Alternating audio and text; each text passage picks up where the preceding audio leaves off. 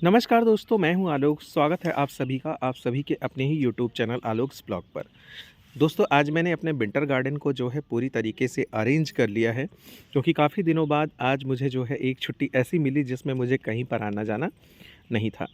ऐसे ही जब खाली समय मिलता रहेगा तो विंटर गार्डन धीरे-धीरे जो है वो ज़्यादा खूबसूरत और साथ ही साथ जिस जैसे-जैसे इनके अंदर फ्लावरिंग भी आएगी, ये और भी ज़्यादा देखने में खूबसूरत लगेंगे।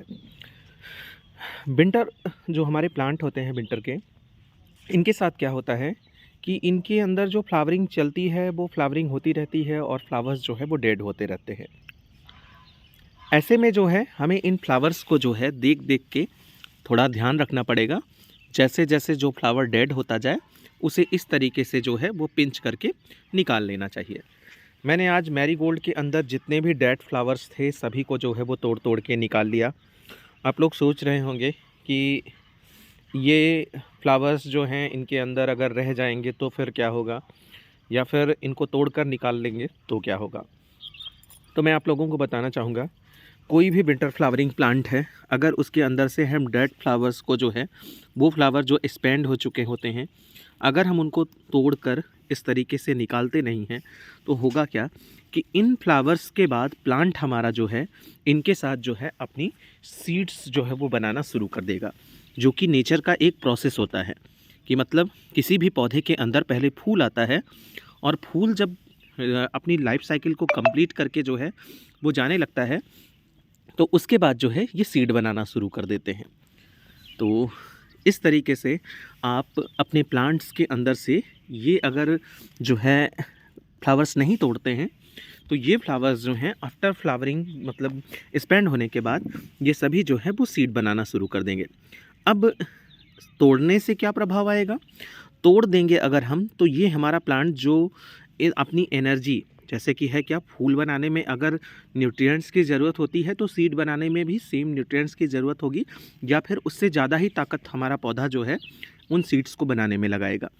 तो अगर हम इनको लगातार जो है डेड हेडिंग करके निकालते रहेंगे तो हमारा प्लांट करेगा क्या कि वो एनर्जी जो इसको सीड बनाने में लगानी थी वो जो है नई फ्लावरिंग पर लगाएगा, नए फ्लावर्स प्रोड्यूस करेगा, और साथ ही साथ जो है ज़्यादा से ज़्यादा कलियाँ जब होंगी, होगा क्या कि कली जब ज़्यादा बनेंगी तो फ्लावर्स भी ज़्यादा आएंगे। तो आपका पिटूनिया हो गया, पैंजी हो गया, मैंने दो तो आप लोगों को तोड़ के दिखाए। मैरीगोल्ड के अंदर से मैंने आज सारे स्पेंट फ्लावर्स हटाए। सबसे ज़्यादा ध्यान आपको कैलेंडुला के ऊपर देना पड़ेगा।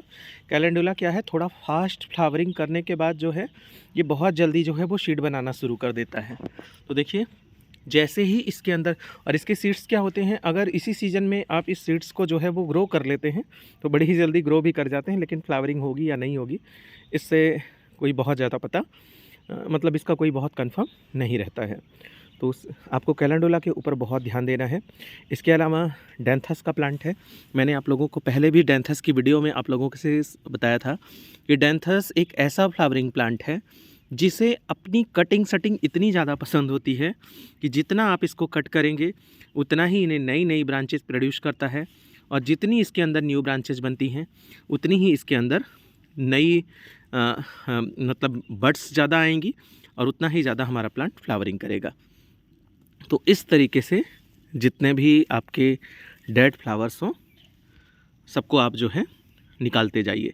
डेंथस के साथ तो ज़्यादा ही कीजिए, क्योंकि जितना आप डेंथस के अंदर ये चीज़ करेंगे, आपका डेंथस का प्लस देखिए मैंने कट किया था, और कट करने के बाद कितनी सारी न्यू न्यू ब्रांचेज आई हैं। प्लांट जो है वो धीरे धीरे हो क्या रहा है कि ये पूरा पॉट ही जो है वो कवर कर ले रहा है, और बहुत ही बढ़िया फ्लावरिंग जो है इसके अंदर इस टाइम पर चल रही है।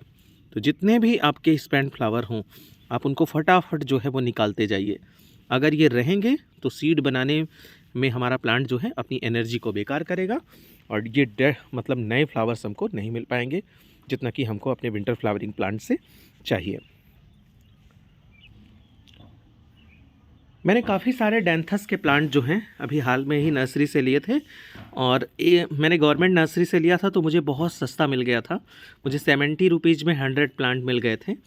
तो करना क्या है कि अब ये प्लांट जो हैं इनको हम ऊपर से इस तरीके से अगर पिंच कर देते हैं तो ये नीचे से ऑलरेडी जो है वो न्यू ब्रांचेज जो है वो प्रोड्यूस करेगा। इसको पिंचिंग जो है बहुत पसंद होती है।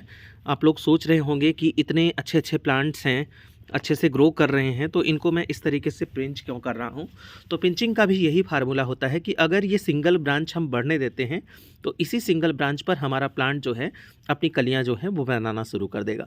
लेकिन जब हम इसको इस तरीके से पिंच करके हटा देते हैं तो होगा क्या कि वो एनर्जी जो उसको ऊपर की तरफ ग्रोथ करने में लगानी थी वो नीचे जो है न्यू ब्रांचेस प्रोड्यूस करने में लगाएगा, और ज़्यादा से ज़्यादा ब्रांचेज अगर होंगी तो ज़्यादा से ज़्यादा कलियाँ भी बनेंगी।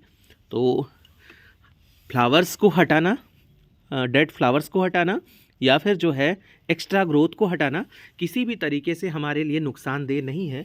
अगर हम ये करते रहेंगे तो हमारा प्लांट जो है वो ज़्यादा से ज़्यादा घना बन पाएगा और ज़्यादा से ज़्यादा फ्लावरिंग। ये देखिए, नहीं हुई थी पिंचिंग तो इतना लैगी हो गया है। अब पिंचिंग हो गई तो अच्छे से जो है न्यू ब्रांचेज नीचे से बनाएगा और ढेर सारी फ्लावरिंग देगा। और अगर आप चाहें तो इसकी कटिंग लगाकर इससे नए पौधे भी तैयार कर सकते हैं, क्योंकि डैंथस बहुत ही ईजिली कटिंग से लग जाता है। तो दोस्तों ये वो दो कारण थे जिसकी वजह से हम अपने विंटर फ्लावरिंग प्लांट के अंदर फ्लावर्स को तोड़ तोड़ के हटाते हैं, ऊपर से जो है उनकी ग्रोथ को जो है वो पिंच कर देते हैं, जिससे हमारा प्लांट जो है वो ज़्यादा से ज़्यादा ब्रांचेस प्रोड्यूस कर पाए, मतलब पिंचिंग की वजह से, और ज़्यादा से ज़्यादा हमको फ्लावरिंग मिल पाए। देखिए पिंचिंग का बहुत ही बेहतर रिजल्ट यहाँ पर आपके सामने है। इस मैरीगोल्ड प्लांट के अंदर मैंने बिल्कुल छोटे थे तभी मैंने पिंचिंग कर दिया था, और अभी देखिए कितने घने बन चुके हैं। अब जितने ये घने बनेंगे उतनी ही ज़्यादा इसके अंदर हमको फ्लावरिंग मिल पाएगी। तो पिंचिंग का रिज़ल्ट बहुत ही बेहतर होता है। ऐसे ही डेड हेडिंग अगर हम करेंगे तो हमारा प्लांट जो है वो बीज बनाने में नहीं बल्कि फ्लावरिंग पर ध्यान देगा। तो ये है हमारे प्लांट से, विंटर फ्लावरिंग प्लांट से फ्लावर्स और को हटाना या पौधों को कट करने का तरीका, और साथ ही साथ जो है उसका कारण और उसके फ़ायदे। कैसी लगी आपको मेरी ये वीडियो कमेंट सेक्शन में जाके ज़रूर बताइएगा। ऐसे ही किसी नई वीडियो नए अपडेट के साथ मिलते हैं आप लोगों से किसी नई वीडियो के अंदर। तब तक के लिए bye bye and take care.